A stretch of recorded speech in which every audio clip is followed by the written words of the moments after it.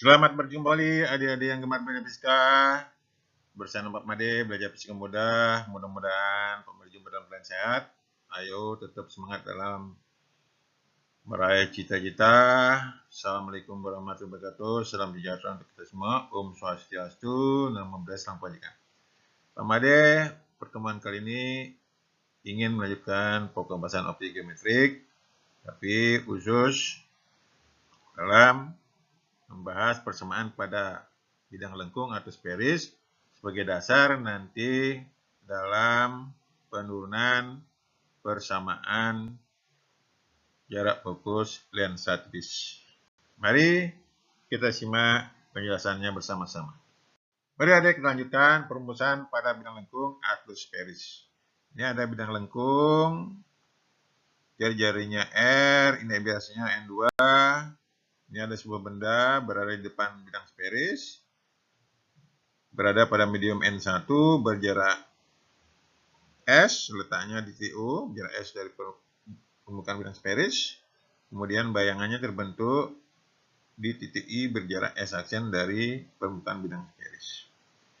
Tuh, lihat gambar yang atas. Nah, kemudian dapat diuraikan gambar yang bawah itu menjadi beberapa segitiga sebagai dasar nanti dalam penurunan perumusan pada bidang lengkung. Lihat, titik C itu adalah pusat daripada bidang sferis. Sehingga nanti ketika dihubungkan ke titik P, itu akan menjadi normal pada permukaan bidang sferis. Lihat, itu sinar datang dari O karena bendanya dianggap berada di sana.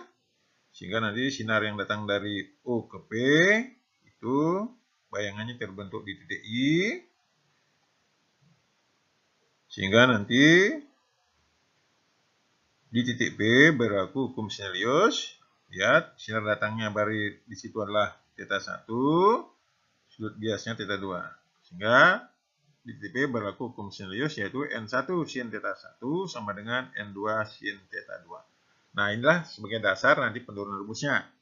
Nah, perhatikan untuk sudut-sudut kecil seperti yang saya bilang berkali-kali, yaitu untuk sudut kecil sin θ sama dengan tan θ sama dengan θ. Sehingga persamaan Snellius menjadi sinnya coret, jadi N1 kali θ1 sama dengan N2 kali θ2. Nah, perhatikanlah segitiga OPC, di mana θ1 sama dengan apa plus beta. Kemudian perhatikan segitiga PIC, di mana beta sama dengan θ2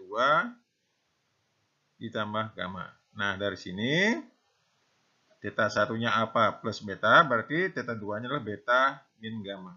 Nah, ganti θ1 dan θ2, lihat anak panah, perpaduan kedua panah, sehingga N1 kali alfa ditambah N2 kali gamma sama dengan N2 min N1 kali beta. Itu persamaan bintang.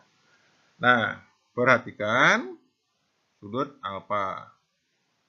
Perhatikan segitiga OPQ. Perhatikan segitiga PCQ. Perhatikan segitiga PIQ. Nah, di situ tangan alfa sama dengan alfa sama dengan D per S. Kemudian tangan beta, lihat untuk segitiga PIC, yaitu tangan beta sama dengan D per R. Tangan gamma, nah lihat, perhatikan segitiga PQI, yaitu tangan gamma sama dengan D per S aksen. Nah, itu persamaan bintang 2. Kalau dilihat semuanya ada D bagian atas, coret. Substitusi antara bintang 1 dan bintang 2 diperoleh bahwa N1 per S ditambah N2 per S aksen sama dengan N2 min N1 per R. Nah, inilah persamaan pada bidang lengkung atau sferis. S itu jarak benda, N1 medium letak benda, S aksen itu jarak bayangan, N2 itu bias daripada bidang sferis, R itu jari-jari kelengkungan. Kalau nanti bidangnya cembung, itu R-nya positif. Kalau permukaannya cikung, itu dia R-nya negatif. Kalau dia datar, R-nya tak terhingga. Nah, cembung cekung atau datar dilihat dari letak benda. Nah, perbesaran bayangan pada bidang sferis, M sama dengan H sen per H sama dengan min N1 kali S sen per N2 kali S. Jadi begitu adik-adik, ini rumus yang berlaku pada bidang lengkung atau sferis. Mari kita simak contoh soal berikut. Oke adik-adik, kita lanjutkan contoh soal berikut untuk meningkatkan pemahaman tentang permasalahan bidang sferis. Sebuah uang logam berdiameter 2 cm tertanam dalam bola kaca berjari-jari 30 cm.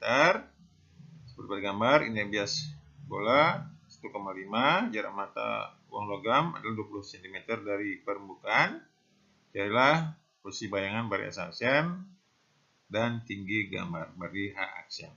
Ingat dari data yang ada, itu N1-nya adalah 1,5 karena uang logamnya berada dalam kaca, N2-nya bari 1, R-nya adalah min 30. Karena kalau dilihat dari koinnya, permukaannya cekung, sehingga R-nya negatif. S-nya 20, H-nya 2 cm. Ditanyakan S aksen dan H aksen jawab. Ingat rumusnya tadi, N1 per S ditambah N2 per S aksen sama dengan N2 min N1 per R. Masukkan angkanya. 1,5 per 20 ditambah 1 per S aksen sama dengan 1 min 1,5 per min 30 cm. Sederhanakan formula jarak bayangannya. S aksen sama dengan min 17,1 cm. Tanda min menunjukkan bahwa bayangannya masih berada di pihak bendanya. Jadi, ingat tinggi bayangan yaitu M kali H. Nah, itu masukkan angkanya 1,5 min 1,5 kali min 17,1 per 1 kali 20 kali H-nya yaitu 2 cm. Ketemulah tinggi bayangannya itu 2,56 cm. Jadi begitu adik, tidak terlalu sulit.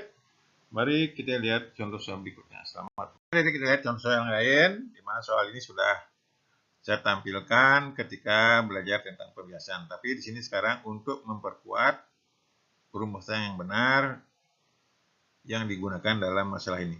Perhatikan gambar, saya kodikan dalam air. Jika dari gambar D sama dengan 4,2 meter, tentukan letak bayangan ikan yang dilihat orang. Nah, ikan sebagai benda berada di air itu berarti N1-nya 1,33. Mengamat berada di udara berarti N2-nya sama dengan 1. S-nya sama dengan D sama dengan 4,2. Tanyakan S aksennya berapa. Ingat rumus yang tadi, dilihat dari ikan berarti permukaannya datar, berarti nanti R-nya tak terhingga. Oke, ingat rumus yang tadi, N1 per S ditambah N2 per S aksen sama dengan N2 min N1 per R. Masukkan angkanya 1,33 per 4,2 ditambah per S aksen sama dengan 1 min 1,33 per tak terhingga. Jadi, 1 min 1,3 per tak terhingga hasilnya 0. Sehingga per S aksen sama dengan min 1,33 per 4,2. S aksennya ketemu yaitu min 3,16 meter. Ingat, min menunjukkan bahwa bayangannya masih berada di pihak benda.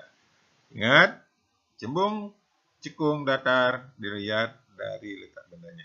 Mari kita lanjutkan materi berikutnya. Selamat menyimak. Oke, kita lanjutkan yaitu persamaan lensa tipis. Nah, persamaan lensa tipis ini sebenarnya diturunkan dari persamaan pada bidang lengkung atau sferis. Jadi saya ambil secara singkat bahwa kalau ada lensa tipis bertindak bias N2 berada pada medium IDS bias N1. Nah, jadi jika lengkungannya R1 dan R2. Nah, jarak bendanya S, jarak bayangannya aksen.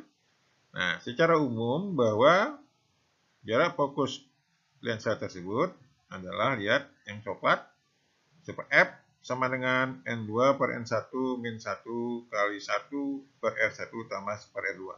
Nah, rumus ini berlaku kalau lensa dilihat secara umum.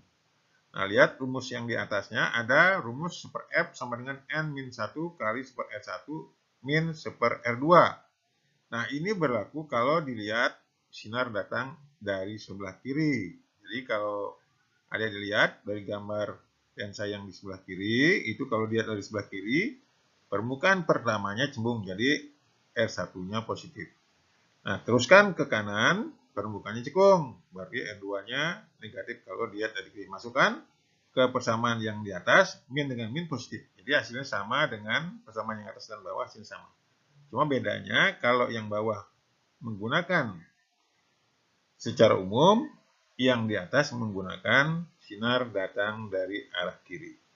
Nah, di sini juga tetap berlaku yaitu perumusan lensa. Yaitu lihat yang sebelah kiri, seperjarak benda ditambah seperjarak bayangan sama dengan super F atau N min 1 kali super R1 min super R2 kalau dilihat dari sinar datang sebelah kiri, atau bisa juga super S ditambah super S1 sama dengan N2 per N1 kurang 1 kali super R1 ditambah super R2. Ingat, N2 di sini adalah indeks bias lensanya, N1 indeks medium lensa berada, F itu jarak fokus, R1 jadi lengkungan pertama, R2 jadi lengkungan kedua, S itu jarak benda, S aksen jarak bayangan. Jadi begitu aja, ini rumus untuk lensa tipis. Mari kita lihat contoh berikutnya. Selamat menyimak. Oke, kita lihat contoh yang lain. Sebuah benda berada 40 cm di depan lensa cembung-cembung, N 1,5, jari-jari 30 cm dan 20 cm. Tentukan letak bayangan benda tersebut.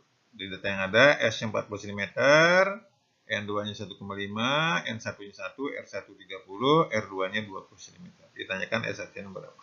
Ingat tadi cara mencari jarak fokus, super F sama dengan N2 per N1 kurang 1 kali super N1 tambah super R2.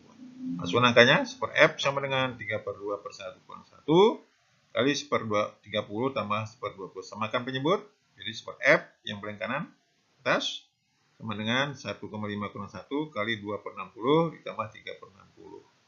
Jadi ketemulah super F-nya adalah 5 per 120. Ingat, tadi untuk mencari jarak benarnya baru masukkan ke rumus umum super F sama dengan super S aksen ditambah super S aksen. Nanti super F-nya 5 per 120 sama dengan super 40 tambah super S aksen. Disederhanakan, super S aksen sama dengan 5 per 120 kurang super 40 sama dengan menyebut 5 per 120 dikurangi 3 per 120 ketemunya 2 per 120. Sehingga S aksennya adalah 120 per 2 sama dengan 60 cm. Jadi begitu adik, tidak sulit. Mari kita lanjutkan materi berikutnya. Selamat menonton. Adik, sebelum ke lensa, ke alat optik, kita pelajari dulu yaitu kekuatan lensa, notasinya P, satuannya dioptrik. Kekuatan lensa adalah kemampuan lensa untuk mengumpulkan cahaya. Kekuatan lensa berbanding terbalik dengan fokus lensa. Lensa dengan fokus kecil memiliki kekuatan lensa yang besar. Kekuatan lensa P dapat dihitung dengan persamaan, lihat yang merah, P sama dengan super F, di mana F itu dalam meter. Bisa juga P-nya adalah 100 per F, F-nya dalam cm. Lensa cembung memiliki kekuatan lensa positif, dan lensa cembung memiliki kekuatan lensa negatif. Contoh, sebuah lensa dengan jarak fokus 40 cm, berapa kekuatan lensa tersebut? Ingat, P sama dengan 100 per F. Dengan 100 per 40, hasilnya 2,5 dioptri. Jadi begitu adik yang bisa saya berikan tentang persamaan pada bidang sferis, lensa tipis, dan kekuatan lensa. Sampai jumpa pada materi lensa. Jangan lupa komen dan subscribe, like, untuk motivasi saya menyusun materi berikutnya. Sampai jumpa.